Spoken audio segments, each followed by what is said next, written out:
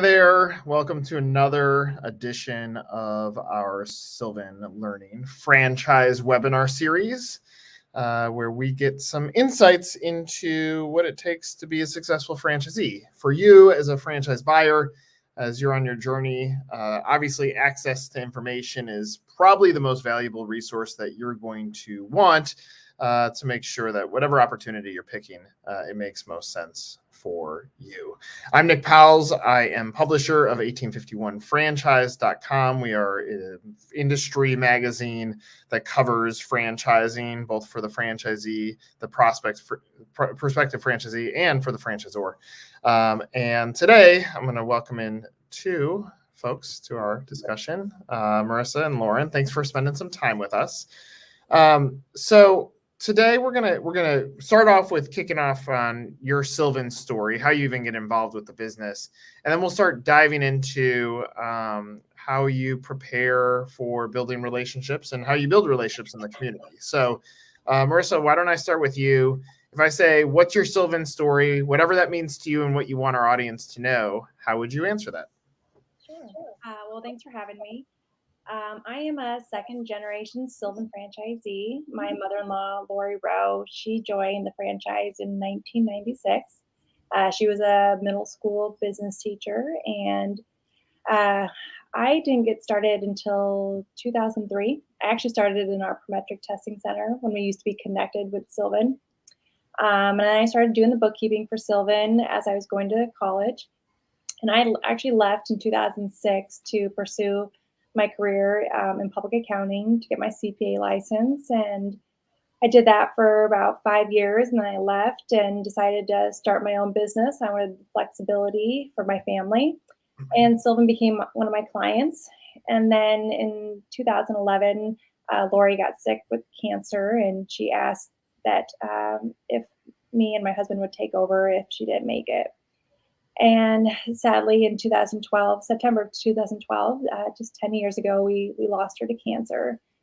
And I jumped in, and really no plan in place, just kind of figuring it out from there. And yeah, here we are 10 years later, and I am still learning and growing, but I'm really glad to be here. I really appreciate you sharing your story, and we're going to come back to it because there's a bunch to unpack there. Lauren, what is your Sylvan story? Whatever you want us to know and what you want our audience to know, what it means to you. Okay. I have an education background. So I went to college and got my degree in elementary education. I was a teacher in like the local elementary schools. And then I took on a part-time tutor position actually at Sylvan. And then they asked me if I wanted a full-time position, and I said, sure.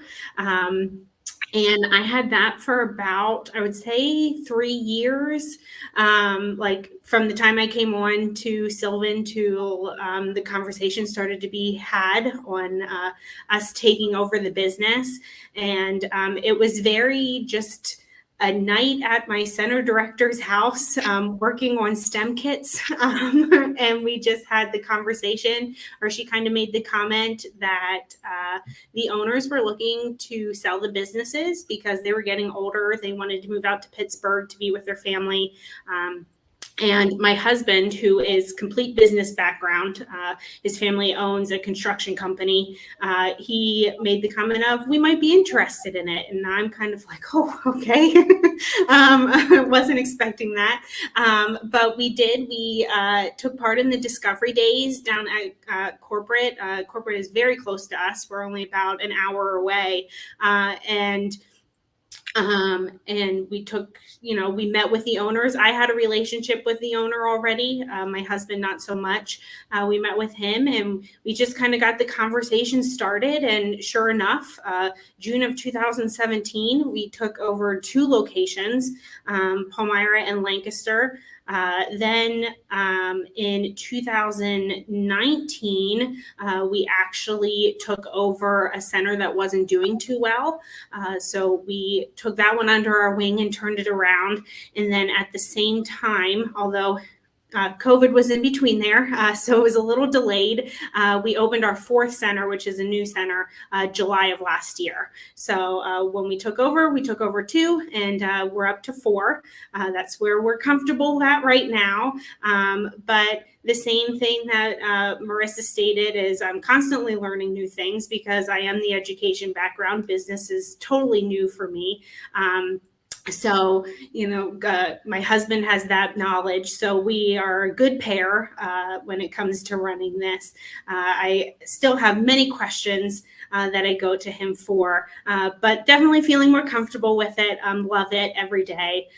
So that's just kind of how I got to where I am today. Well, it's really cool. I mean, both of you is showing the legacy that continues off of businesses that were built by other Sylvan owners. Lauren, you obviously acquired two, and now you're continuing those legacies and the relationships that were built in the community. And Marissa, obviously, from your mother-in-law, she built up a business that you're able to continue. Marissa, going back to you stepping into the business, and obviously it was circumstantial that pushed you over the edge, but as a CPA, are you looking at things a little bit differently when you're coming into business like that? Are you saying like the numbers are actually more important to me, or how is your approach to evaluation at that point? Sure. Yeah, definitely. Coming in as a CPA, I was all about the numbers when I started out, and I quickly learned this is a relationship-driven business. So while the numbers are really important, relationships are probably just as important. So you really have to find that balance of, looking at those numbers and, making adjustments when you need to, but you can't ignore the relationship. So you have to spend time looking at both of those and not just, I can't just spend all my time looking at the numbers and making decisions based on those. When you look back at obviously the circumstance that had you and your husband take over the unit, is that a motivating factor? Is the legacy of someone that you lost? Does that stay on your shoulder and motivate you to continue to do what you do? Definitely. My mother-in-law, she was my role model. Like I would have done anything she asked me to do. So those are pretty big shoes to fill. She was so passionate about education, about Sylvan, and I just wanted to do a good job for her. And so for a while, it was kind of challenging stepping into her shoes. And in the last 5 years, I feel like I've kind of come into my own, and we're doing things a little bit differently. We actually opened our first center this year on our own. And so that was a big undertaking.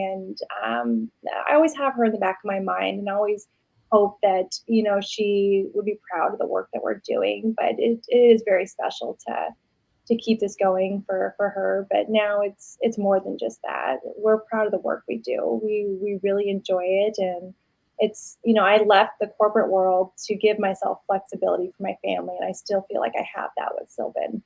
That's awesome. I feel like I get to make more of a difference in the work we're doing with Sylvan. Lauren, for you, I mean, coming from an educational background, I mean, that's your passion. Mm-hmm. And obviously now you've fallen into business. Like, do you consider yourself an educator? Do you consider yourself an entrepreneur, a business owner, or do you consider a hybrid? Like, how would you label yourself? I label it both. I definitely think I'm a hybrid because am I an entrepreneur? Do I own businesses? Yes.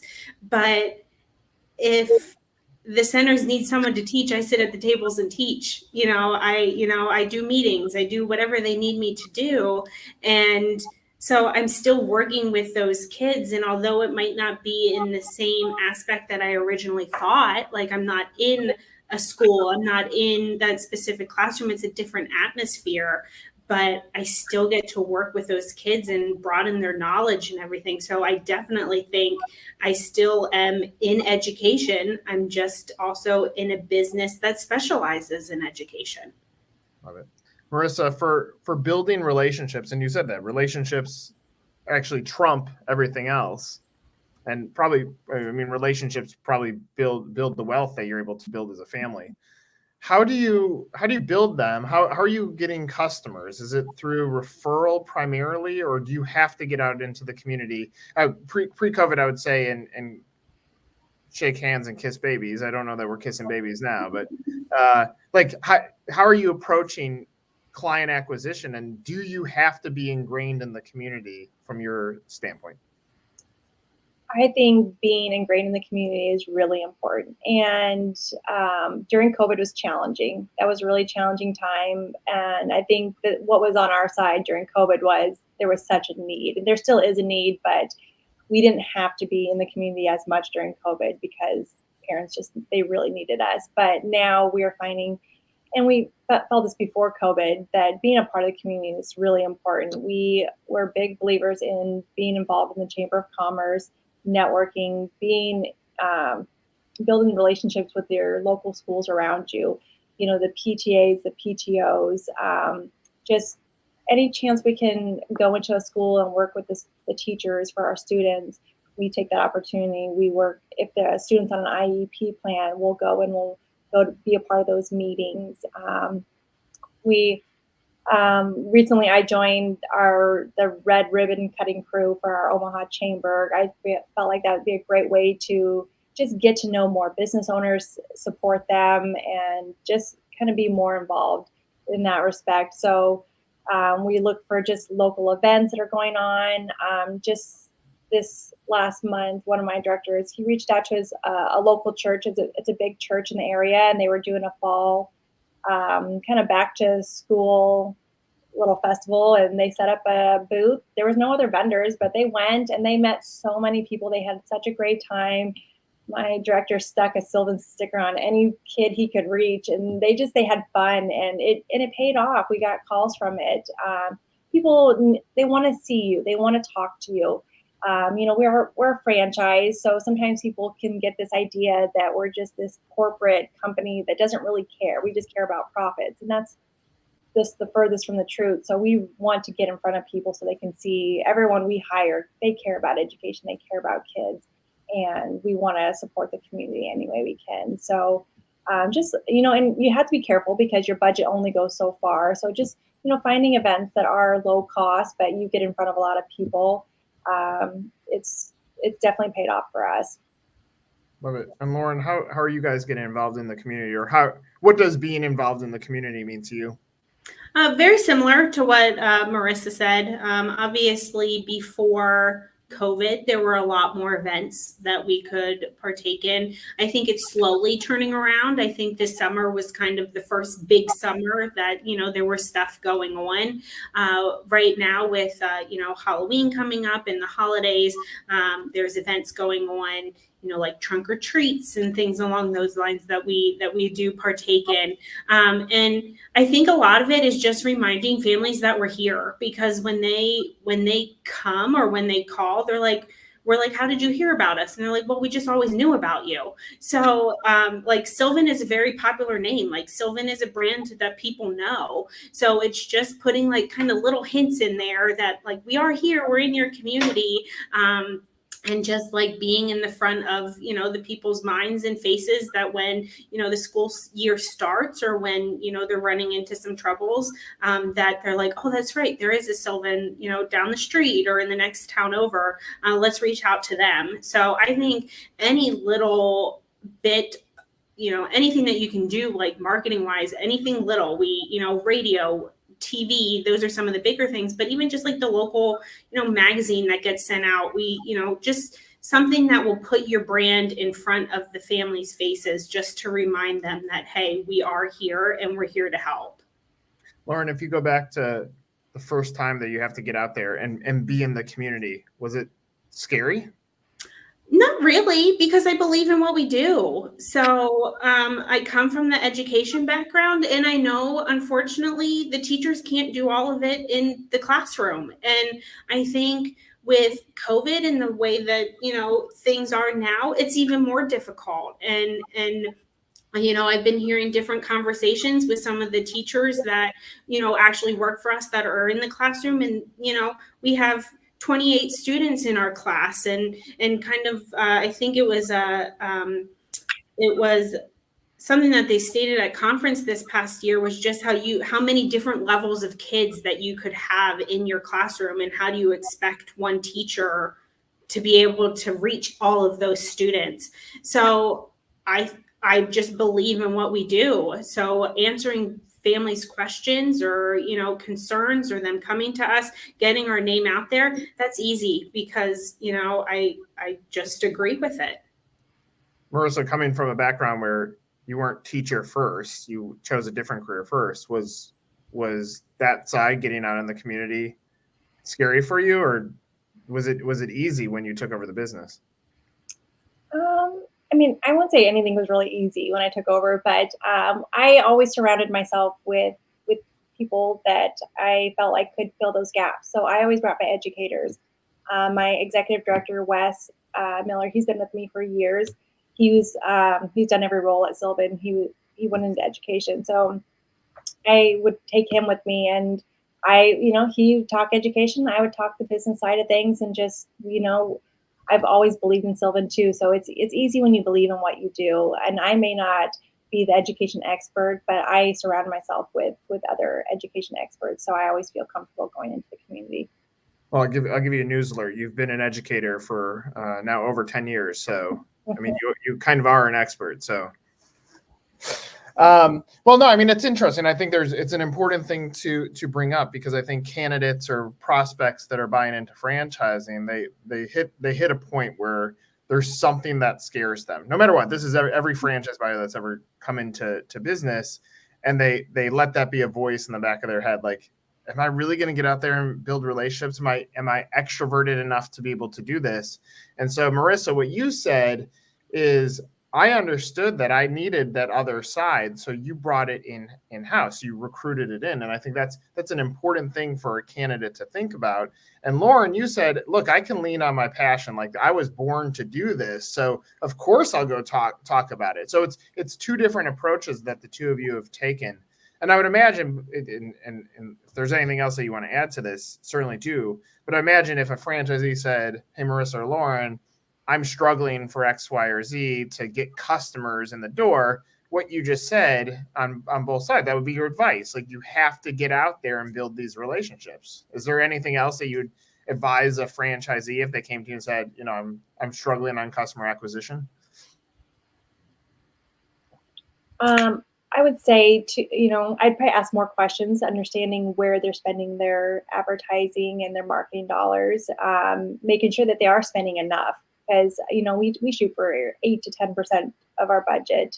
It fluctuates, but and just making sure that a lot of it is just local marketing, because the paid advertising is important, but I think the local marketing is just so much more important. You need to build those connections, and people need to see you in the community. So I think, it's just pushing for more of that community effort. Look what's going on in your community. What can you join that's maybe low cost, that's easy to do, not time consuming. Stay away from like the maybe 3-day events, because those are hard to manage.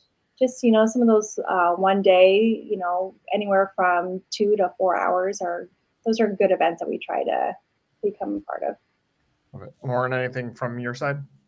Yeah. So something that we're kind of dealing with right now, I also think we always want to be looking at bringing in new families. Like that's what keeps the business going, but focusing on the families that you have in the center already and making sure that their experience is the best that you can offer. Because right now, our one center, we just had a current family that spoke to 4 other families, and they all enrolled with us. So word of mouth and just being, making sure that you're delivering on what you're telling these families and just being open with them from the beginning, that helps market as well, because that nobody knows better than somebody that has gone through it. And granted, every student that walks through this door, their story is different, but they're going to get similar experiences. So I think just making sure that the current families that you have are also happy and getting what was told to them is great too, because they're going to go and they're going to tell other family, they're going to tell other friends as soon as something's mentioned that, hey, so and so isn't doing too well this year. That's a good conversation starter. Well, guess what? My child goes to Sylvan. We've had great experiences with them. That's awesome. So just a few comments there. Marissa, what you said, I think it's important for franchisees that are current and investors that are looking to enter into any franchise. You said, in some cases, you're going to spend 8% of every dollar on marketing. And I think some people see that as I'm spending money. But the reality is that's investing, because if you do it the right way, you're investing in actually creating revenues. And Lauren, you're saying, look under the rocks that are right in front of you. If you take care of your people and you look at the families that are under your own roof, you're going to be able to have growth. Absolutely, because they're going to rave about the experience that they had. I think those are two important things that both of you have mentioned. So I'll start with you, Lauren, on this one. COVID obviously was scary for business operators. Do you feel like going through COVID taught you what a bad day looks like, so that now it puts things in perspective? Like, does that end up for businesses, because you battled through it to get to the other side? Do you feel like there's a silver lining in knowing what it feels like to go through something like that? I do definitely feel like I can finally breathe. I think that, the effects of it are still around in the business. I mean, it was difficult. I have to praise, corporate over and over for quickly getting us on virtual. That helped a lot. I mean, did it hurt? Yes, because we were in a time of our world where there were so many questions and people didn't know what was going on. And unfortunately, Sylvan was kind of in the back of these families' minds. But virtual at least did help. It was tough. It was very tough. I'm going to be honest. I was also very pregnant during that time. So dealing with that on top of literally wondering what is going to happen to our businesses. At that point, we took over and opened the doors to the third location in January of 2020. We owned the territory for our fourth, but it just wasn't really in the works yet because we wanted to focus on number 3. So I very heavily relied on my husband and was like, how are we going to do this? It was a lot of sleepless nights. We did get through it. It was difficult, but we made it through the other side. I can breathe again. And I definitely, I built I think a better image in my mind for business owners and what they have to go through because it's tough. But I think it was worth it? I do, because now I feel like this has caused a better relationship for our centers personally with teachers in the classroom, because they see how far behind these kids are now and they know they can't do it themselves. So I just know across our 4 centers, we have much better relationships with our teachers post-COVID than we did pre-COVID because they're more willing to accept that these kids might need extra help. And I think it's that much more rewarding when you see the kids that reach their goals because they've reached such stumbling blocks the past couple of years that when they reach the goals, I think it's that much more of a success because they were dragged back a little bit and now they're there. And it's fantastic. It's great to see. So was it difficult? It was.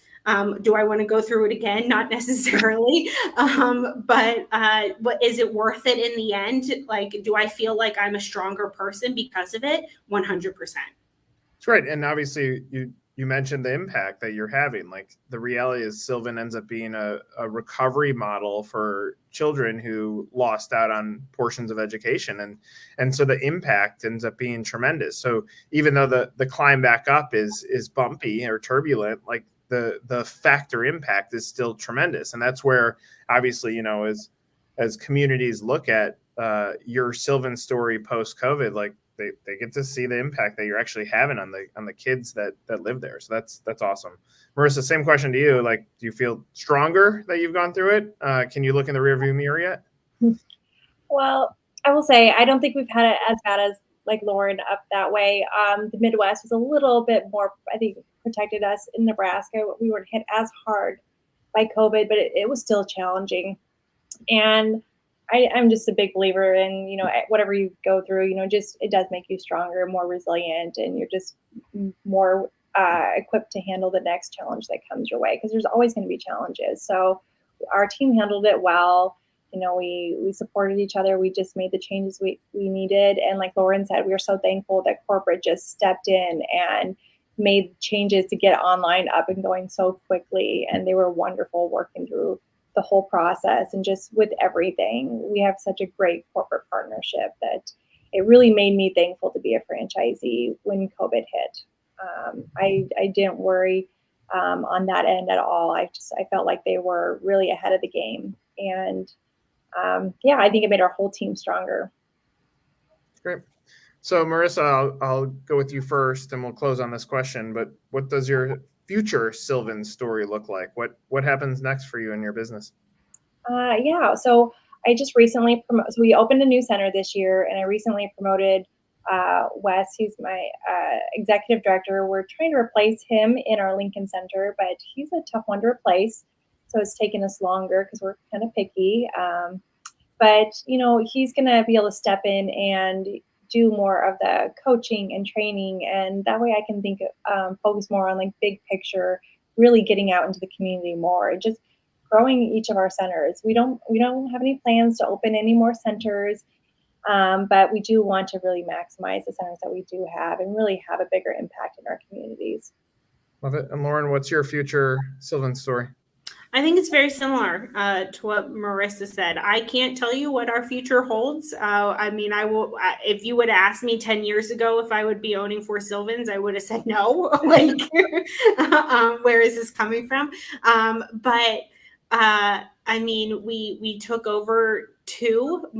When we took over, we knew that we wanted to expand more. There's much potential around us. We weren't expecting center number 3. That's something that corporate kind of came to us about, and we, it's so close to our other centers, we didn't want a sour taste. So we're like, sure, we'll turn it around, which we did. The location that we just opened last year was one that we wanted from the beginning. So I think we're comfortable with 4 right now. If there is other territory that we're potentially, interested in sometime in the future, but right now we just want to make sure that the 4 that we have are strong and are reaching the needs of the families.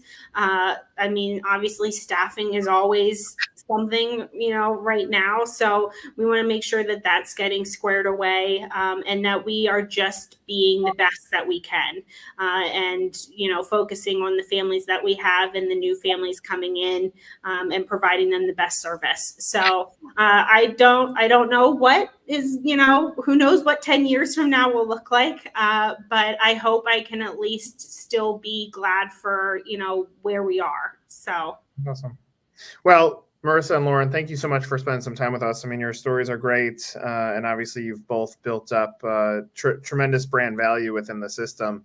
And so, candidates that are watching this or watch this in the future, it'll be good for them to see how you guys have weathered the storms, how you've committed to the community, how you commit to excellence. And obviously both of you are talking about just total impact. And when you do good things tend to happen. So Marissa and Lauren, thank you so much for your time. Appreciate it all. And this is another Sylvan webinar. Thanks, guys. Thanks, Nick.